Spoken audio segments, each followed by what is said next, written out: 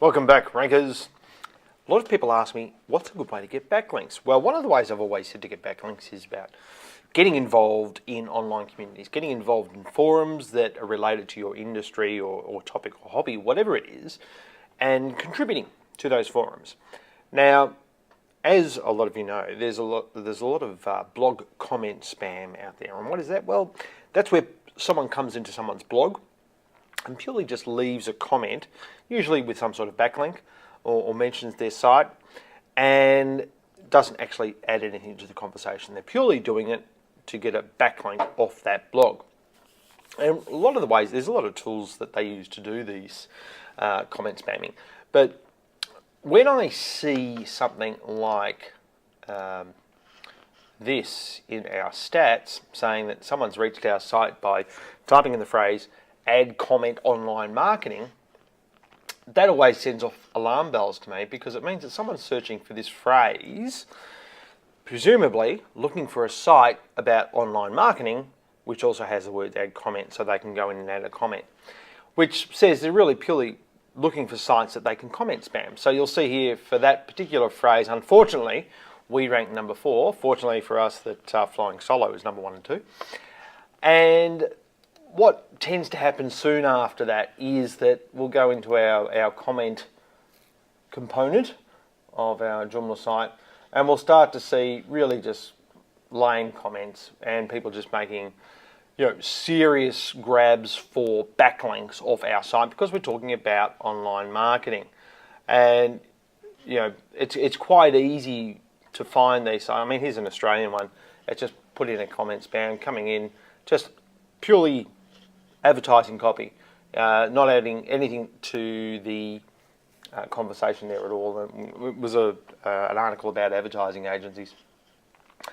And, we can go and look at their IP address, find out where they've come from, and a lot of these people are quite silly. And, half the time they'll just use a name on their comment spam that, say, they're using in other forums. So it's pretty easy to find these people and track them down and say, hey, please don't comment spam, because it's just passing your advertising costs onto somebody else's blog. So watch out for that. Okay, viewer review of a site called Hair House Warehouse. Now everyone's going to be thinking I'm obsessed with hair, which of course I kind of am, because it's really cold in Melbourne today and my head is so cold. I'm lucky I've got the lights on. I've just been sitting under the lights for the last half hour just trying to get warm. Okay, Hair House Warehouse. Well, here are the phrases that they think are most important to them. Hair care, professional hair products, beauty products, salon products, hair salons. There's quite a variety of phrases there. So the first thing that I will do is go and do some keyword analysis. So we said hair care, hair salons. I'll just grab another one of those. Professional hair products. We'll see. Add search term, professional hair products. And what I'm doing here is I'm trying to work out what the highest yield phrases are. And by highest yield, I mean ones that relate to your product or service and have a high volume and high relevance. So it's pointless going after something that's got a high volume but low relevance. So we can see here that professional hair products is pretty low on the horizon. However, if that's all you sell, then that's what you should be targeting, because remember, these numbers here on Google Insights for Search are relative to each other. Hair care, hair salons, that seems pretty stable. Hair Care Australia is another potential phrase. And one of the other ones that they had on the Hair Care Warehouse, Hair House Warehouse, it's hard to say, was beauty products. So that's something different again. And I would say that's a whole other group of searches that you would be targeting for that. So beauty products. Not that I know anything about these things at all, but there you go. They're all fairly similar. So let's just say that hair care is your number 1 phrase. Okay. Now we've established that.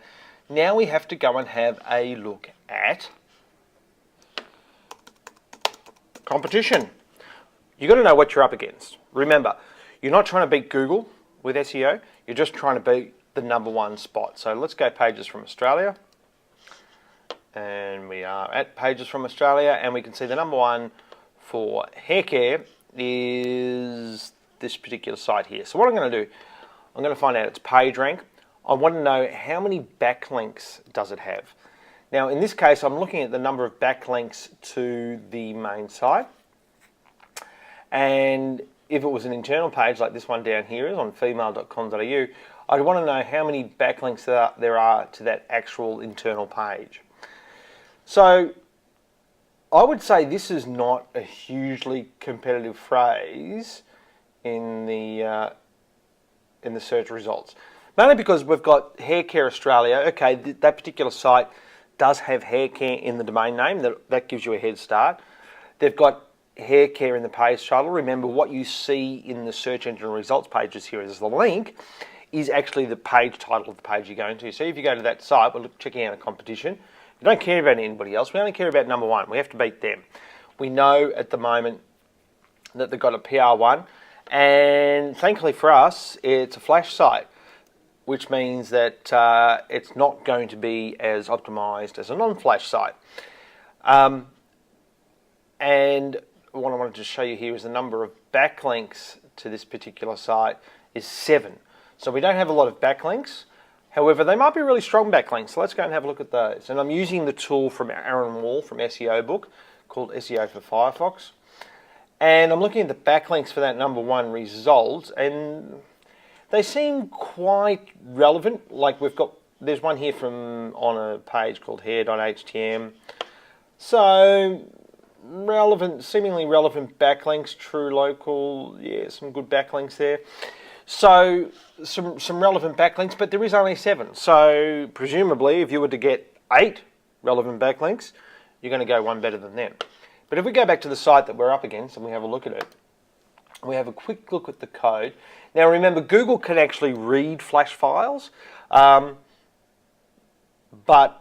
it's still a bit of jiggery pokery, if you like, to make sure you're getting your keywords actually in the right places in your flash files and making sure it can crawl where you want to.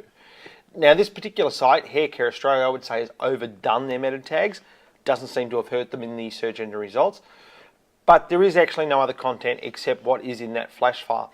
So unless this particular site is hiding heaps and heaps and heaps and heaps of key phrases in the flash file, then I'd say it's a pretty soft target, and you'd be able to get some decent ranking with some fairly simple things.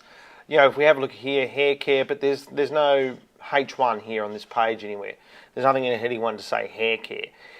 There's no link on this site that says hair care. So Google doesn't really have any way of knowing that you want this page to be relevant for the phrase hair care. In fact, most of that front page is, and I can see here we've got an accessibility section here, so we've got some text hidden, which technically is okay if you're doing it for the right reasons. Whether Google knows you're doing it for the right reasons or not, I haven't got time to look into this morning. But there's no text here on this front page. Get some H1s, get a bit of text, get a link going deeper into the site that says hair care. And if I just go hair house, I just want to quickly see how many backlinks you have. So hair house, warehouse, and Yahoo knows that you've got 856 backlinks. So you're going to blitz that page if you just do those couple of things.